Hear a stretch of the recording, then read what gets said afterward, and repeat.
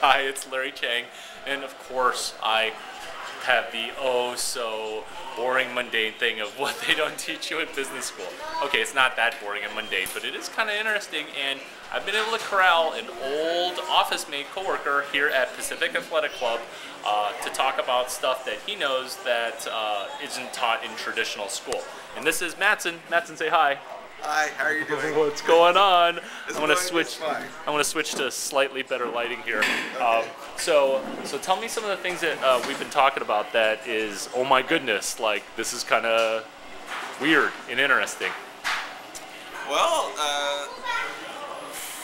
I guess the big thing would be cloud computing. And, Okay. Sort of what you can do right now to take advantage of cloud computing. Okay. And so a few things. If you were going to start right now, getting started with Amazon Web Services takes no time at all. Isn't that amazing? It is amazing. I've on-ramped 3 companies, and you can be up and going and developing in less than half an hour. Number 1, easy to get started. Number 2, your costs will be very low as a developer because you develop and then you shut down.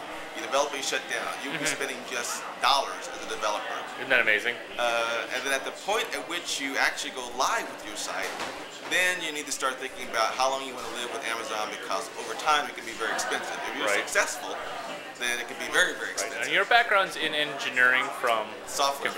Software. MIT. Okay. Now, tell me some of the things that that you do and know now, or just recently learned that they didn't teach you in software development at MIT. What did I learn just recently? They didn't teach me in software engineering development at MIT. Way to buy yourself time. Well, a lot of the things didn't exist when I was there. I would say that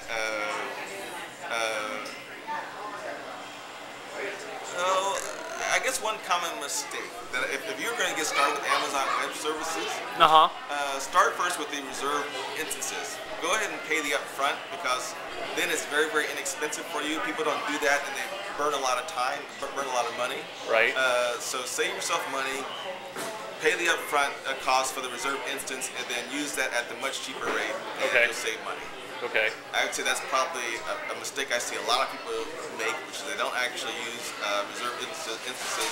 They're not aware of them. It's simply slightly more upfront for a much, much cheaper rate over the course of a year or 3 years of usage. Right. What about for business and getting sales and getting adoption of your stuff? What I've learned from talking to you and talking to other friends is the importance of content and writing. And so, can you expand on that? Content writing? So for instance, right now, the articles that I've written for cloud computing have all been internal.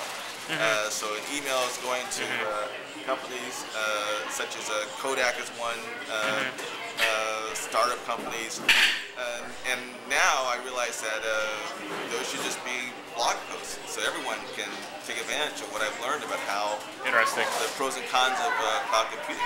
Interesting. We're going to grab Matson in the future to follow up and see what kinds of things he's been doing to take his technical background and to turn it uber businessy and uber street smart too, because that's kind of the bent and approach that we're like going at it. So Matson, thank you so much for your time. You're very, very welcome. Awesome. Good stuff.